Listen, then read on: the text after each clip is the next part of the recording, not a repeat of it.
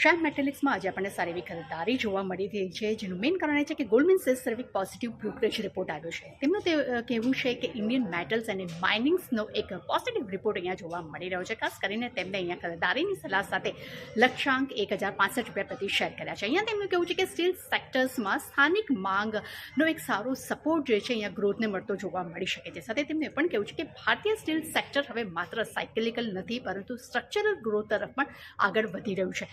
ખાસ કરીને 2032 સુધીમાં સ્થાનિક સ્ટીલ્સની માંગ જે છે તે બમણી થવાની પણ તેઓ અપેક્ષા રાખી રહ્યા છે.